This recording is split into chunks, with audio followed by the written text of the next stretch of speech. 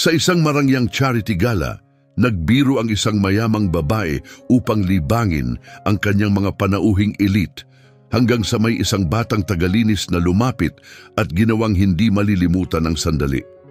Sa Grand Ballroom ng Crystal Bay Hotel, kumikislap ang mga ilaw na nakabitin, sumasalamin sa marmol na sahig at lalo pang nagpapaganda sa gabi. Ang mga bisitang nakasuot ng magagarang damit at matatalim na kasuotan ay nag-uusap, hinalo ng malumanay na tugtog at kaluskos ng mga basong may champagne. Sa isang sulok ng silid, nakatayo ang isang medyo luma na baby grand piano, tila kakaiba sa karangyaan ng paligid, nakapwesto ng may kumpiyansa sa gitna ng mga donor at mamamahayag si Elena Herrera, 41 taong gulang, nakasuot ng makinang na berdeng bestida na agad nakakuha ng atensyon. Ang kanyang buhok ay dumadaloy na parang alon at ang kanyang ngiti ay tila hinubog para sa mga kamera. Kilala siya sa pagiging dramatiko at sa hilig na gawing balita ang mga ordinaryong sandali. Nakangiting tinapik niya ang takip ng piano gamit ang kanyang maingat na pinakintab na kuko, saka tumingin sa mga tao sa paligid. Kung sino man dito ang makakapagpatugtog ng piano ng walang pagkakamali, sabi niya ng sapat ang lakas ng boses para marinig, pakakasalan ko siya bukas. Karamihan ay inisip itong biro, isa lamang sa kanyang mga palabirong pahayag sa fundraising ng mga alta sosyedad. Tumawa ang lahat, magaan, natutuwa at sanay na. Ang ilan ay nagtinginan, tahimik na binubulong, si Elena talaga. May ilang mamamahayag na biglang nag-alerto, iniisip kung magandang sipi ang kanyang sinabi. Sa kabilang dulo ng silid, tahimik na naglalagay ng tubig si Lorenzo Rivas, 27 taong gulang. 8 buwan na siyang nagtatrabaho bilang janitor sa hotel at siya ang pinakabata sa staff. Kumikilos siya ng simple, halos hindi mapansin. Pero nang marinig ang sinabi ni Elena, natigilan siya. Inilapag niya ang pitsel, lumapit sa piano at nagsalita, sapat para marinig ng mga tao sa paligid. Seryoso ba iyan? Ang kanyang tinig ay sumapaw sa tawanan, agad na nakuha ang pansin ng lahat. Lumingon si Elena, higit na nagulat kung sino ang nagsalita kaysa sa tanong mismo.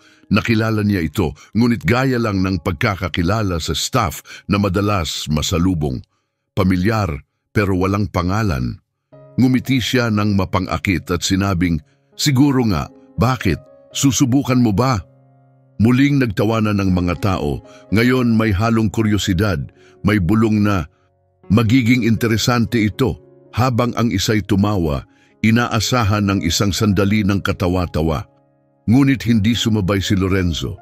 Sa halip, lumapit siya paunti-unti at hinaplos ang lumang kahoy ng piano. Kung seryoso ka, mahinahon niyang sabi, tingnan natin kung gaano ka kaseryoso talaga. Nagbago ang hangin sa silid, hindi man tuluyang natahimik, ngunit mas naging tutok. May isang mamamahayag na agad nagtaas ng cellphone para mag-record. Ang manager ng hotel ay lumapit, tila handang manghimasok kung magiging alanganin ang sitwasyon. Ngunit si Elena, na malinaw na nag-e-enjoy, ay tumuro sa bangko ng piano.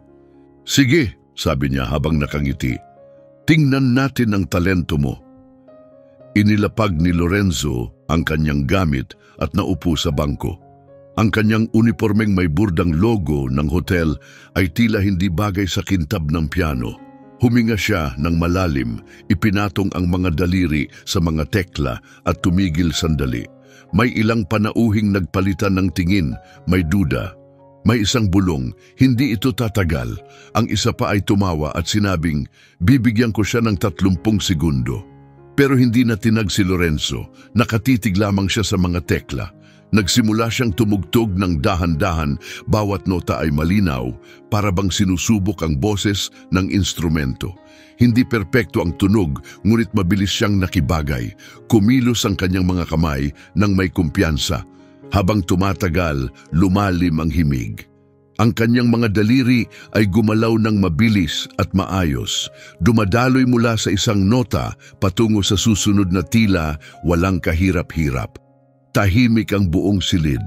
Huminto ang mga usapan, nawala ang tawanan. Kahit ang mga kanina'y abala sa kanilang cellphone ay hindi na malayang ibinaba ang mga ito. Mula sa isang biro, naging kakaibang sandali ito. Isang bagay na hindi inasahan ng sinuman. At lalo pang lumalim ang pagbabago nang magsimulang may bulungan. Sa gilid, may babaeng nakaperlas na bumulong sa kanyang asawa, baka isa lang ang alam niyang kanta. Patuloy na nakatingin ang lalaki, wari naghihintay ng pagkakamali. Malapit sa buffet, dalawang binatang nakasuot ng designer suit ang nagpalitan ng tingin. Ang isa, habang umiinom ng champagne, ay nagbiro. Baka chopsticks lang ang alam niya. Tumawa sila ng malakas, hindi na pinipigilan, ngunit hindi pinansin ni Lorenzo. Nagpatuloy siya, nakatutok sa tugtog, maluwag at nakikisabay sa ritmo parang siya lang ang nasa silid. Mainit at masalimuot ang musika, higit pa sa inaasahan ng lahat. Paano niya natutunan iyan? Tanong ng isang lalaking nasa gitna ng edad.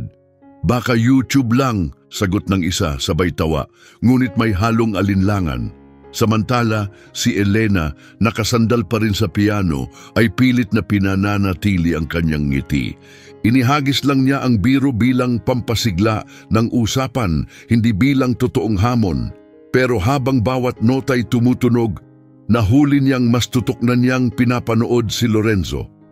Ang kanyang tindig ay tiwala, ang kanyang pagpindot ay kontrolado, at ang maliliit na paghinto sa pagitan ng mga parirala ng musika ay nagbibigay daan para namnamin ng lahat ang bawat tunog bago siya magpatuloy. Hindi masama, sabi ni Elena, nang malakas para marinig ng mga malapit na panauhin, magaan pa rin ang tono. Tingnan natin kung tatagal ka ng lampas 1 minuto. Hindi sumagot si Lorenzo. Sa halip, dumiretso siya sa mas malalim at buo na chord progression gamit ang kaliwang kamay, habang ang kanan naman ay tumutugtog ng banayad at halos mapaglarong melodiya. Lalong naging masalimuot ang musika, hinahabi sa mas komplikadong pattern na nangangailangan ng tunay na kasanayan. Napaangat ang kilay ng binatang umiinom ng champagne. Okay, mukhang hindi chopsticks. Sa kabilang dulo ng ballroom, lumabas ang isang chef mula sa kusina, nakasandal sa pintuan, nakapulupot ang mga braso at nakatitig kay Lorenzo. Maging ang mga waiter, bit-bit pa ang kanilang tray, ay bumagal ang kilos para manood. Hindi na lamang ang mga mayayamang panauhin ang nakatingin, pati mga tauhan ng hotel ay nadadala. Isang babaeng nakasuot ng makinang na navy dress ang yumuko kay Elena. Magaling siya talaga. Kumaway si Elena na para bang walang epekto, pero may matalim na tono sa kanyang sagot. Maaaring lumitaw ang talento kahit saan, sabi niya, ngunit halatang hindi niya inaasahan ang ganitong klase ng talento. Samantala, pumasok si Lorenzo sa isang bahagi ng piyesa na puno ng lambing at damdamin, na paminsan-minsan ay binabasag ng biglaang tindi.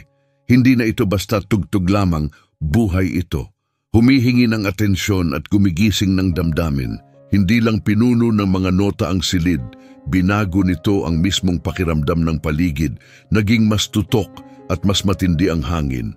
Ngunit mula sa isang sulok, may lalaking nakasuot ng abong Amerikana na bumulong. Taya ko hindi niya alam magbasa ng nota. Mahina ang sinabi, pero narinig ni Lorenzo. Hindi siya tumingin o tumigil, ngunit pinindot ng kanyang kanang kamay ang isang malinaw at mataas na nota bago muling bumalik sa awitin. Isang babae sa harapan, nakapulupot ang mga braso, ay tumagilid ang ulo at nagtanong, "Saan mo natutunan tumugtog ng ganyan?" Sumagot si Lorenzo sa wakas, matatag ang tinig, "Hindi dito." Nagkaroon ng bahagyang tawanan ang crowd, hindi pangungutya, kundi puno ng kuryosidad. May kwento sa likod ng sagot niya at biglang lahat ay gustong malaman. Muling tinapik ni Elena ang takip ng piano, ngayon wala na ang dati niyang mapanghamong ngiti. Sige nga, ipakita mo sa amin, sabi niya. Tila sinusubukang bawiin ang kontrol na dumulas sa kanyang mga kamay. Bumilis ang mga kamay ni Lorenzo. Nagpakawala siya ng sunod-sunod na nota na dumaloy na parang talon. Hinahamon ang piano na sumabay. Pindot niya sa pedal ay nasa tamang oras. Pinapahaba ang mga tunog bago isalin sa panibagong himig. Tumigil ang mga bulungan. Wala nang biro. Pati ang lalaking nakaabong Amerikana ay tumuwid ng upo, hindi na bumubulong.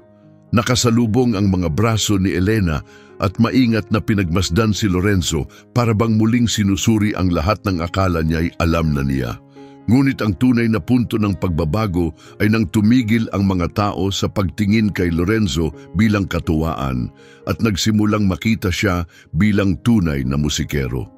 Ang kanyang mga daliri ay sumasayaw sa tekla na parang dun talaga sila nakatira. Bawat galaw ay makinis, ngunit may layunin, gaya ng agos ng ilog na dumadaloy ng walang hirap sa paligid ng mga bato. Hindi na siya tumutugtog para sa kanila. Nakatutok ang kanyang mga mata sa piano, ngunit tila nasa ibang lugar siya, isang espasyo na siya lang ang makararating. Biglang lumipat ang piyesa sa malungkot na minor key, humihigpit ang damdamin. Ang malalalim na nota ay parang umuungal sa bigat ng emosyon, habang ang matataas ay lumulutang na parang piraso ng panaginip. Hindi lang ito kahanga-hanga, isa itong pagtatanghal na may dalang kwento. Bawat chord ay parang parirala, bawat pasikot ay isang sandaling patungo sa di matiyak ngunit nakaaantig na dulo. Ang mga panauhin ay yumuko pasulong, hindi na basta nakikinig. Isang babaeng nakasuot ng pulang bestida ang naghawak ng kanyang mga kamay sa harapan, kumikislap ang brilyante sa pulseras habang nakatitig kay Lorenzo. Pati ang mga staff sa likuran ay natigilan, nakapako ang mga mata sa piano. Biglang walang babala, nagbago muli si Lorenzo. Ang kanyang kanang kamay ay kumaripas sa matataas na tekla, lumilikha ng tila nagliliyab na tunog, habang ang kaliwa ay bumayo ng malalakas na bassline na yumanig sa sahig. Nakakakilabot ang contrast, banayad laban sa matindi, liwanag laban sa dilim. Napasinghap si Elena kahit pinilit niyang itago. Lumaki siya sa yaman, kapangyarihan at kontrol, ngunit bihira ang mga ganitong sandali, tunay at walang takip. At naramdaman niya iyon. Nagbago ang silid, pati ang paraan ng tingin ng lahat sa binata. Mula sa likod may bumulong, "Rachmaninoff yan." Sumagot ang isa, "Hindi, teka, hinahalo niya, orihinal iyan." Pumikit si Lorenzo sandali habang bumibilis ang kanyang mga daliri, umiinog at nagbabago ang melodiya na para bang sinusubok ang sariling hangganan. Hindi na alam ng mga panauhin kung klasikong obra ba ang naririnig nila o isang bagay na bago. Ang alam lang nila ay hindi sila makabitaw. Sa gitna ng kanyang tugtog, tinamaan ng kaliwa niyang kamay ang malalalim na chord progression na umalingaw-ngaw sa buong silid. Halos nanginginig ang lahat ng nasa paligid. Naipit ng pedal ang tunog, hinayaang manatili ang mga alon, hindi lang sa hangin kundi pati sa sahig na tinatapakan. Nagpalit ng tindig si Elena, itiniklop ang isang paa sa kabila. Yumuko siya sa babaeng katabi at bumulong, "Hindi ko akalaing ganito siya kagaling." Hindi sumagot ang babae, tumangulang, hindi inaalis ang tingin kay Lorenzo. Samantala, dumaloy siya ng walang kahirap-hirap sa isang mas banayad at maramdaming melodiya. May pakiramdam itong parang isang lullaby, banayad at marupok, tulad ng musikang maririnig mula sa bahagyang nakabukas na pinto sa gabi. Ang katahimikan sa pagitan ng mga nota ay kasing bigat ng mismong tugtog. Halos hindi humihinga ang mga tao, natatakot na baka masira ng kahit bulong ang nagaganap sa harap nila. Pagkatapos, sa marahang galaw ng kanyang mga kamay, muling itinaas ni Lorenzo ang tempo. Paakyat ang melodiya, bawat chord sa ilalim nito ay lumalakas at nagiging mas apurado. Para bang may hinahabol siyang bagay na siya lang ang nakakakita. Malapit sa unahan, dahan-dahang ibinaba ng isang lalaking nasa edad 60 taong kanyang telepono. Kanina pa siya nagre-record, ngunit ngayon pinili niyang makinig na lang, walang screen, kundi buong atensyon. Ang huling bahagi ni Lorenzo ay kamangha-mangha. Ang kanyang kanang kamay ay mabilis na lumipad sa mga tekla sa kislap ng arpeggios, habang ang kaliwa ay lumilikha ng matatag na ritmo na nagsilbing tibok ng puso ng musika. Gumagalaw ang buong katawan niya kasabay ng tugtog, hindi magulo, kundi kontrolado. Bawat galaw ay sinadya. Nang dumating ang huling nota, hindi ito basta nagtapos. Nakaangat ito sa hangin, nakasuspinde sa natural na resonansiya ng piano hanggang sa dahan-dahang naglaho. Nanatili ang mga kamay ni Lorenzo sa mga tekla, bahagyang nakayuko ang ulo, hinayaang lumatag ang sandali bago may kumilos. Pagkatapos, nabasag ang katahimikan, hindi sa magalang na palakpakan, kundi sa malakas na hiyawan. Mga sigaw, sipol at palakpakan ang pumuno sa silid, mas malakas pa kaysa sa anumang talumpati o toast ng gabing iyon. May mga bisitang biglang tumayo, may ilan namang nanatiling nakatitig, hindi pa rin makapaniwala sa kanilang nasaksihan. Sumabay si Elena sa palakpak, ngunit mabilis ang takbo ng kanyang isip. Ang inakala niyang biro lamang ay humantong sa ganito, isang janitor na lubusang nakabighani sa buong ballroom ng mga piling tao. Lumapit siya, mas banayad na ang tinig.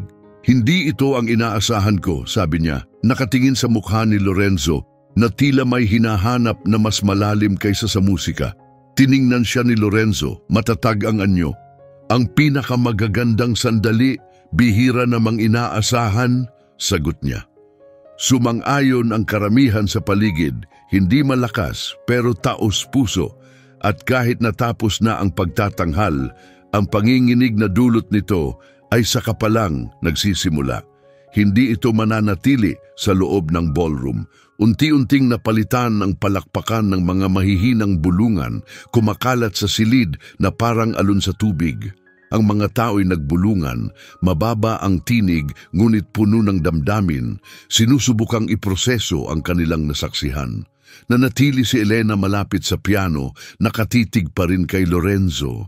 Ginawa niyang pangalan ang kakayahang kontrolin ang mga kwento, ang manatiling may hawak sa lahat. Ngunit ngayon, malinaw na gumagalaw na ang kwento sa bagong direksyon, isa na hindi na kanya. Lumapit ang isang babaeng nasa edad 50 na kasuot ng pilak na shawl. Binata, sabi niya na may mainit ng ngiti, saan ka natutong tumugtog ng ganyan? Ipinahinga ni Lorenzo ang mga kamay sa kanyang hita. Sa bahay, simpleng sagot niya. Bumili ang nanay ko ng lumang upright piano mula sa simbahan, $50 lang. May mga sirang tekla, may ilan na hindi gumagana. Pero sapat na iyon. Lalong lumawak ang ngiti ng babae at nagawa nga nitong itaguyod ka. Mula sa gilid, sumabat ang isang lalaking nakatuksedo, halatang may halong interes at pag-aalinlangan ang tono. Walang tunay na training, walang music school, basta mo lang natutunan. Tumingin si Lorenzo sa kanya. Ang mismong pagkatuto, iyon ang training, tugon niya. Nagpatawa ito ng marahan sa ilan sa crowd at pati ang labi ni Elena ay bahagyang ngumiti. Lumapit ang general manager ng hotel, isang may edad na lalaki na may mabait na mukha, at ipinatong ang kamay sa balikat ni Lorenzo. Gaano ka nakatagal dito nagtatrabaho? Tanong niya. 8 buwan, sagot ni Lorenzo. At itinago mo ito ng buong panahong iyon? Tanong muli ng manager. Tahimik ngunit malinaw ang sagot ni Lorenzo. Hindi ko itinago, wala lang talagang nagtanong. Mas malalim ang dating nito kaysa sa inaasahan. May ilan na bahagyang kumilos sa kanilang kinatatayuan, biglang namulat sa kahulugan nito at sa kung ano ang kanilang hindi nakita.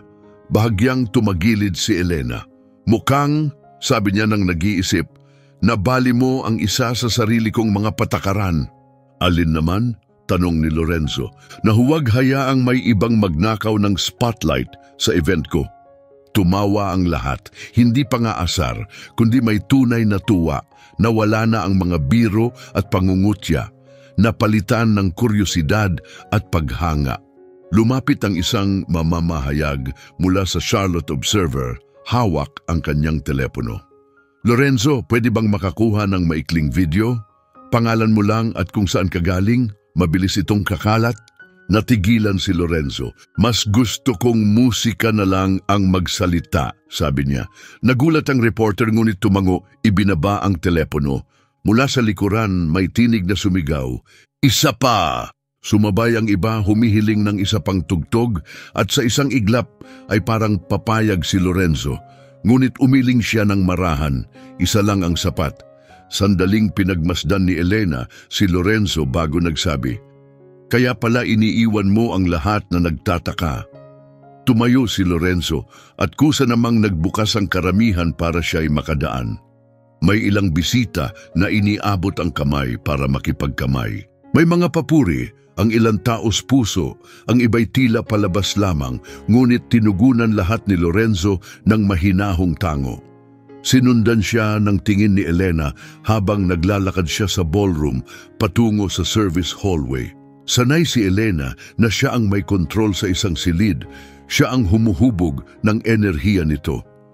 Kaya nang makita niyang ibang tao ang kumuha ng kapangyarihan nang walang kahirap-hirap, hindi niya alam kung maiinis ba siya o mamamangha. Malapit sa pinto nakahabol ang isang batang waiter. Pare hindi ko man lang alam na tumutugtog ka. Ang lupit nun ngumiti si Lorenzo ng payak. Isa lang yang bagay na matagal ko nang ginagawa. Bagay? Ulit ng waiter umiiling. Parang panghabambuhay na ensayo ang tunog niyan. Hindi agad sumagot si Lorenzo. Inayos niya ang strap ng kanyang gamit at sinabing, baka nga ganoon. Pagkatapos, pumasok siya sa service door na dahan-dahang sumara sa likuran niya. Bumalik sa piano, ipinatong ni Elena ang kamay niya sa takip. Patuloy na umaalingaw-ngaw ang saya sa silid. Nag-uusap ang lahat tungkol sa janitor na umagaw sa gabi at sa kwentong nasaksihan nila mismo. Alam na ni Elena na bago pa siya makarating ng bahay, nasa internet na ang video. May lalaking tumabi sa kanya at bumulong, alam mong mag-viral ito, di ba? Magugulat ako kung hindi pa, sagot niya. Ngunit wala ni isa ang nakaisip kung gaano kabilis kakalat ang kwento o kung gaano kalakas ang magiging epekto nito sa labas ng mga pader. Pagsapit ng kotse ni Elena sa kanyang apartment, tuloy-tuloy ang pag-vibrate ng kanyang telepono. May mga mensahe mula sa katrabaho, abiso mula sa social media at 2 missed call mula sa kanyang publicist. Isa sa mga unang text ang nagsabi, event mo ba ito? Iyong piano guy? Kasama ang link ng isang nanginginig na vertical video sa Twitter. Kompleto ang clip. Si Lorenzo na umupo, ang mga nagdududang bulungan, ang sandaling binago ng musika ang lahat at ang standing ovation. Sa loob lang ng 3 oras, umabot na ito sa mahigit 300,000 views. Kinabukasan, milyon na ang makakakita. Sa Instagram, dumadami ang mga hashtag Piano Janitor, The Hidden Genius, Lorenzo Rivas. Tinawag siya ng ilan na isang henyo na nagpapatunay na ang tunay na talento ay hindi nangangailangan ng pribilehiyo o spotlight. Ang iba na may tumutok sa naging reaksyon ng crowd sa simula, isang malinaw na salamin ng mga akala at uri ng lipunan. Isang sikat na TikTok creator ang nag-stitch ng video kasama ang kanyang komentaryo. Makikita mo mismo ang sandaling na-realize ng mayayaman na mali ang akala nila. Daan-daan na libong komento ang dumarating. Marami ang nagtatag ng kaibigan, sinasabing, panoorin mo hanggang dulo, tiwala ka sa akin. Pagsapit ng 10:00 ng umaga, trending na sa buong bansa sa Twitter ang pangalan ni Lorenzo. Kumakalat na ang screenshots ng gulat na mukha ni Elena habang tumutugtog siya. Isa sa mga imahe ay may caption na, kapag nagbitaw ka ng hamon sa maling tao. Habang pinag-uusapan siya ng buong mundo, si Lorenzo naman ay nakaupo sa kanyang simpleng apartment sa itaas ng isang laundromat sa Beechwood Avenue. Nakabukas ang lumang laptop sa mesa, nagliliwanag sa 2 dosenang hindi pa binubuksang notifikasyon. May kaibigang mula high school na nag-message, "Pare, ikaw ang laman ng internet. Gumawa ka na ng YouTube channel o kahit ano." Kinuskos ni Lorenzo ang batok. Hindi niya kailanman hinanap ang kasikatan at ang ideya ng pagiging sentro ng atensyon ay kakaiba. Ang musika para sa kanya ay laging pribado. Ibinabahagi lang sa mga kaibigan o minsan sa open mic nights. Ngayon sinusuri at ibinabahagi na ito ng mga estranghero sa buong mundo.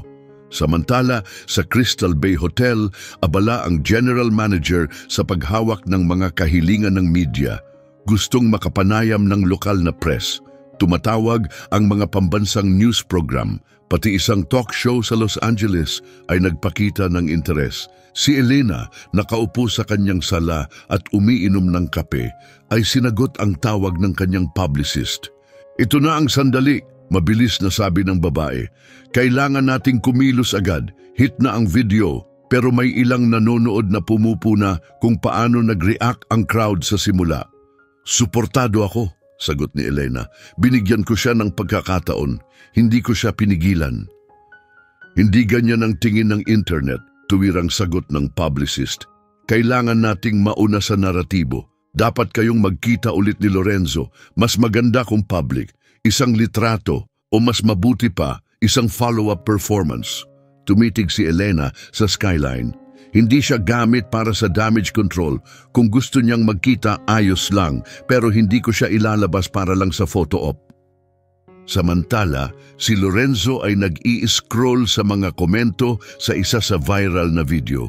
Karamihan mababait, pumupuri sa kanyang talento, ngunit may ilan na nagdududa, nagsasabing palabas lang daw ito para sa atensyon. Maya-maya, tumunog muli ang kanyang telepono. Sa pagkakataong ito, reporter na mula sa Charlotte Ledger. "Lorenzo, gusto ng mga tao malaman, babalakain mo bang ituloy ang musika bilang full-time na trabaho ngayon?" "Hindi ko pa sigurado," sagot niya. "Mahal ko ang pagtugtog, pero hindi dapat isang viral video lang ang magpasya kung ano ang gagawin ko sa buhay." Sandaling tumahimik ang reporter. "Ano ang gusto mong matutunan ng mga tao mula rito?" "Na hindi mo pwedeng husgahan ang isang tao base lang sa itsura," tugon ni Lorenzo. "At baka rin na ang talento ay walang kasamang dress code." Pagsapit ng gabing yon, umabot na sa pambansang telebisyon ang kanyang pagtatanghal. Inilahad ito ng isang news anchor bilang ang sandaling nagpahinto sa isang gala. Lumabas ang footage ni Lorenzo sa piano, kasabay ng mga komento mula sa music critics at mga internet influencer. Sa Crystal Bay Hotel, tumatawag ang mga dating bisita para ikwento ang kanilang nakita.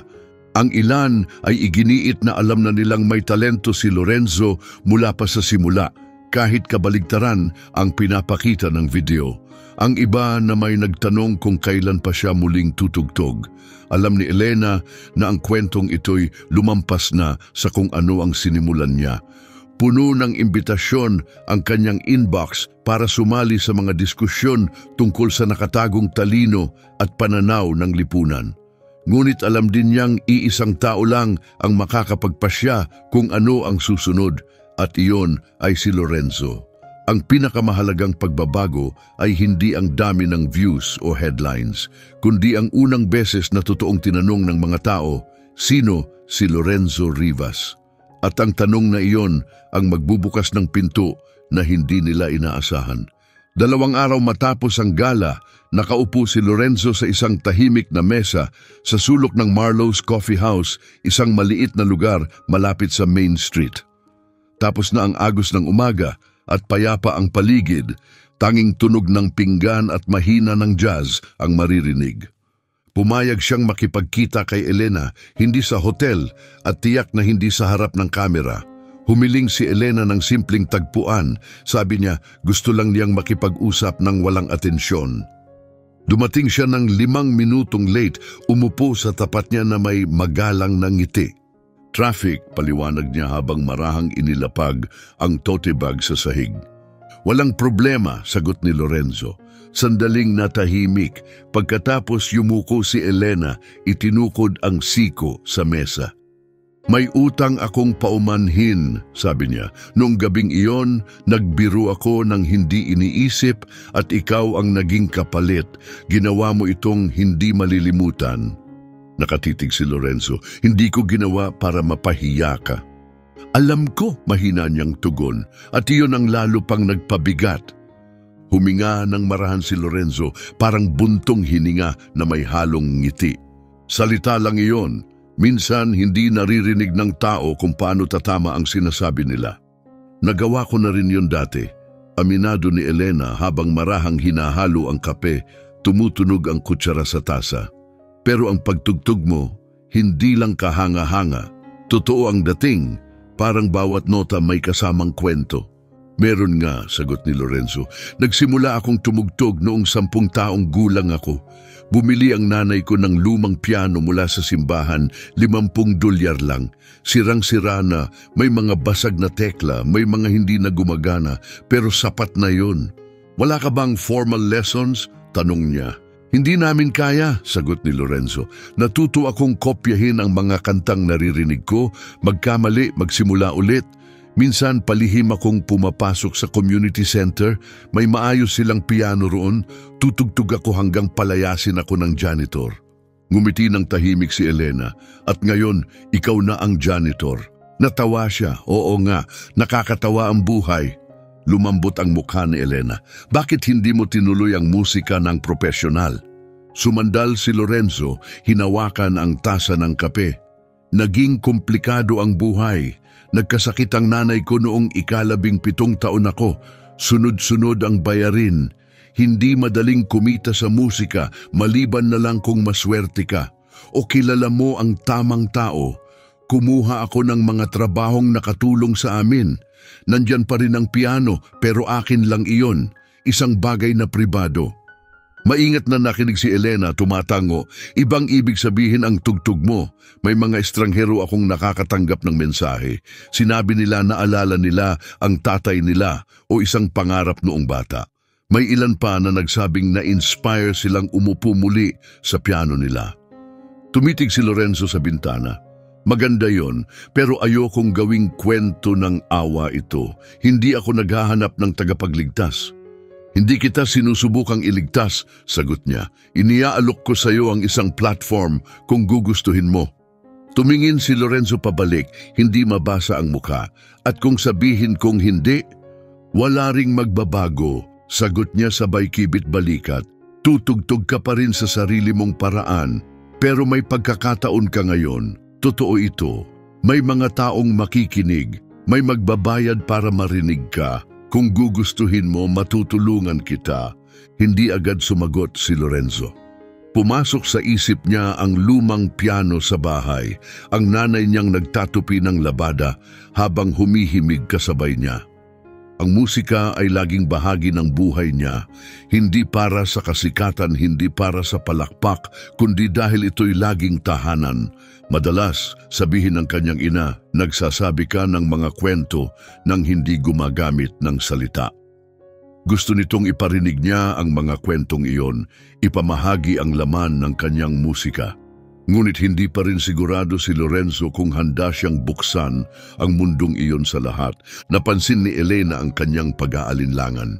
Wala akong balak pilitin ka, banayad niyang sabi.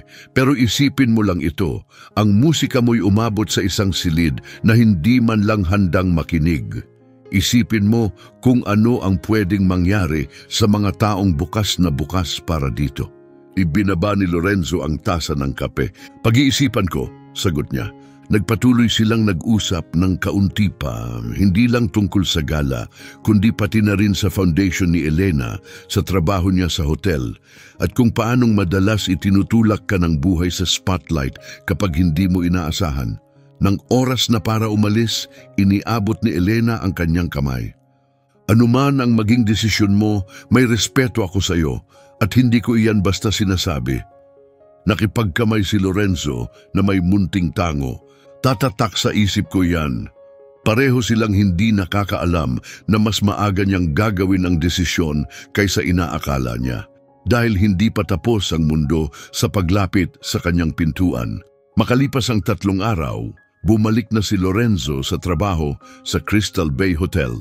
Tinutulak ang kanyang cleaning cart sa isang tahimik na pasilyo nang biglang sumalubong ang isa sa mga clerk mula sa front desk. "May bisita ka," sabi nito bahagyang hinihingal. "Nagtatrabaho ako," tugon ni Lorenzo, ngunit umiling ito. Sabi niya hindi siya aalis hanggat hindi kanya nakakausap. Pagpasok ni Lorenzo sa lobby, lumingon ang isang babae na nasa huling 30 na may kargang bata sa balikat. Nagniningning ang kanyang mga mata nang makita siya. "Hindi mo ako kilala," sabi ng babae, "pero napanood ko ang video mo. 2 beses, sa totoo lang.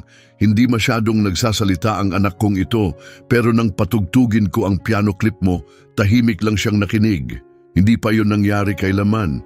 Tiningnan ni Lorenzo ang bata na nakatitig sa kanya nang may malalaking matang puno ng kuryosidad. "Natutuwa akong marinig yan."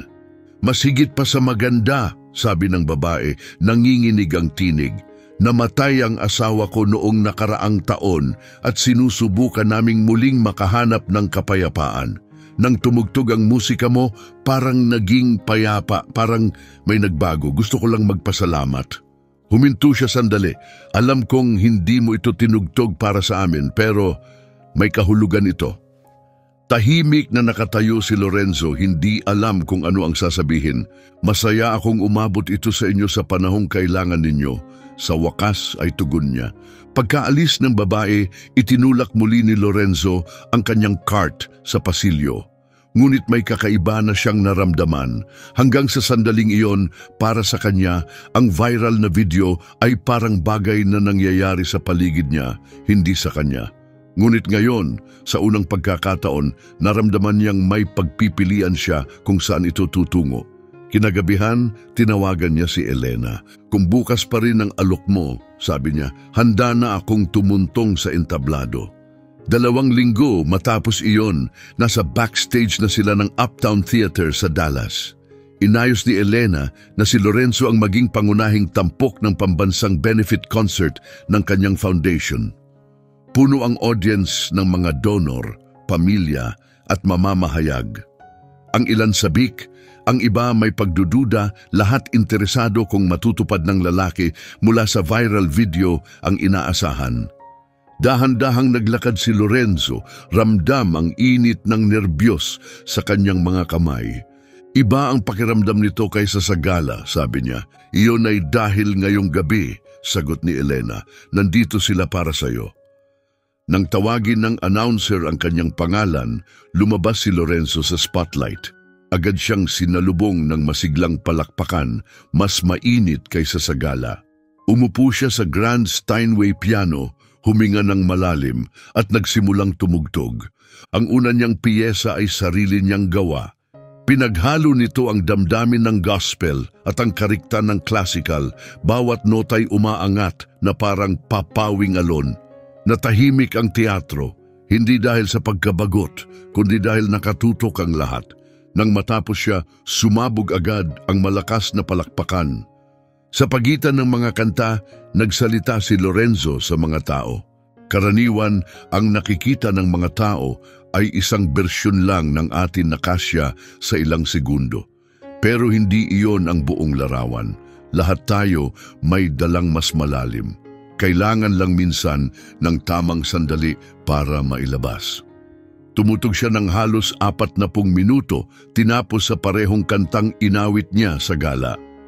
Ngayon, mas malakas ang reaksyon. Tumayo ang buong audience, pumalakpak at sumigaw. Nakatayo si Elena sa gilid ng entablado, nakangiti. Pagkatapos, sa lobby, nilapitan siya ng mga tao, hindi lang para purihin ang kanyang musika, kundi para magbahagi ng kanilang sariling buhay. May mga nagsalaysay ng mga aral noong bata, mga pangarap na nakalimutan, mga instrumentong matagal nang nakatabi. Napagtanto ni Lorenzo na may nagbago. Hindi na lang pansariling pagtakas ang musika niya, isa na itong paraan ng pagkonekta. Sa labas ng teatro, naabutan siya ni Elena. "Alam mo," sabi niya, "maaari mong gawing karera ito." "Siguro," sagot ni Lorenzo, "pero kahit hindi ko ituloy, may natutunan ako." "Ano yon?" tanong ni Elena. na mahalaga ang dala mo sa loob kahit hindi agad makita ng iba, kahit pagtawanan ka o pagdudahan. Lumingon siya, tinitingnan ang kumikislap na pinto ng teatro habang palabas na ang huling mga bisita. Minsan, binibigyan ka ng buhay ng sandaling hindi mo hiniling, pero kapag dumating, kailangan handa ka. Tumango si Elena. Kaya ibig sabihin, nasa iyo na ang susunod na galaw. Ngumiti si Lorenzo. Nasa akin naman palagi. Habang lumalabas si Lorenzo sa malamig na hangin ng gabi, papunta sa sasakyang maghahatid sa kanya pabalik sa hotel, hindi siya sigurado kung ito ba ang simula ng mas malaking bagay o simpleng alaala lang na mananatili sa kanya habang buhay. Pero isang bagay ang malinaw, hindi na mananatili sa dilim ang kanyang musika. At kung may itinatago ka ring isang bagay na mahal mo, maaaring pagtugtog ng instrumento, pagsusulat ng kwento, pagpipinta o anumang malapit sa puso mo, huwag ka nang maghintay ng perpektong sandali o tamang entablado. Ilabas mo ito, ipakita mo sa mga tao.